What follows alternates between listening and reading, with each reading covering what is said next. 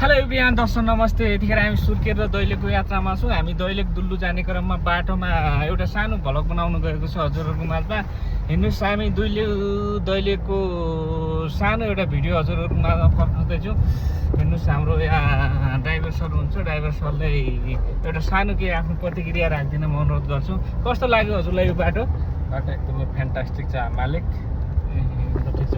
हजुरहरूको माझमा म दैलेख बजारको यो उकालो बाटो देखाउँदैछु। अगाडि यस्तो छ बाटो होइन, बाटो पुरै कच्ची बाटो छ। उकालोमा हिँड्नुपर्छ। हेर्नुहोस् के गर्ने, एउटामा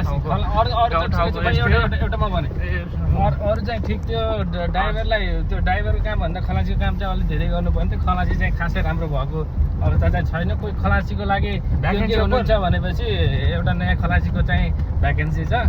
ल ठिक छ, खलासी अर्को राखौँला। म ड्राइभरलाई भोलिबाट यो गाडीबाट हटाउन लागेको छु। कोही इच्छुक अर्को नयाँ ड्राइभर छ भने आउनुलाई भ्याकेन्सी खुल्ला छ। खलासी हटाउने होइन, अब ड्राइभरलाई हटाउँछ यहाँबाट। ल हाम्रो प्यासेन्जर भाइ हुनुहुन्छ एकजना। प्यासेन्जर सर के छ? एकदम ठिक छ हजुर। ड्राइभर कस्तो लाग्यो? भन्नुहोस् तपाईँ कसको पक्षमा हुनुहुन्छ, ड्राइभरको कि खलासीको पक्षमा हुनुहुन्छ? ठिक छ। अब म कसको पक्ष भनौँ त भन्दाखेरि अब तपाईँलाई चालकले चाहेको कुरा पनि पुरा होस् र स्वचालकले चाहेको कुरा पनि पुरा होस्। यो चाहिँ हुँदैन।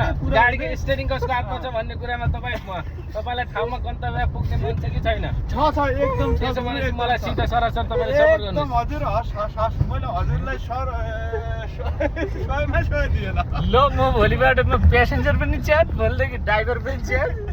म एक्लै खलासीले गाडी चलाउने छु भाइ। खलासी चाहिँ आज भोलिबाट हाम्रो नयाँ खलासीको लागि भ्याकेन्सी छ। कोही भ्याकेन्सीको इच्छुक हुनुहुन्छ भने चाहिँ खलासीको लागि चाहिँ तुरन्त सम्पर्क गर्नुहोस्। ड्राइभरको लागि पनि है, 100 मा ड्राइभरको लागि पनि भ्याकेन्सी खुल्ला छ। कोही इच्छुक ड्राइभर हुनुहुन्छ भने आउनु होला है, हामीलाई सम्पर्क गर्नु होला।